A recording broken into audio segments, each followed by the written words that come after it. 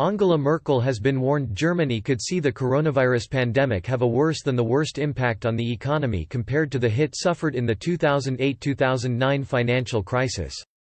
Angela Merkel has been teetering on the brink of recession for months, with the coronavirus outbreak threatening Germany's economy with a severe hit. German GDP only shrank 2.2% in the first 4 months of 2020 compared to other European Union members taking a harsher blow because of forced business shutdowns. But economist Carsten Brzezinski warned the Chancellor should brace for more worrying developments later in the year. Discussing the results for the first quarter, Mr. Brzezinski told CNBC, "For the time being, it is as expected. Not as strong, not as severe as in other European countries because the construction sector was still strong in the first quarter. But the most important thing is this was just the first 2 weeks of lockdown."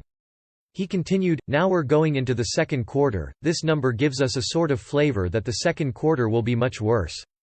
We will then probably be back at numbers that are worse than the worst thing we saw during the 2008–2009 crisis."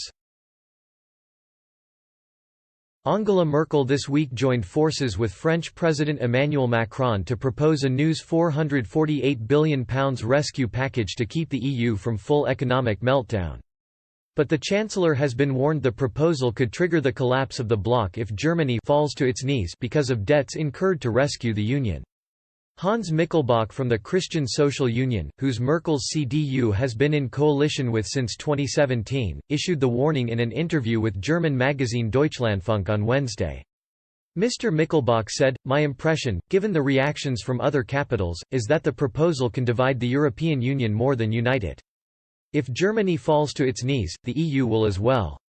Germany has so far taken more than €1 trillion into its hands to fight the crisis. The revival of our economy will cost tens of billions more. And we already agreed €540 billion at the EU level last week in the German Bundestag.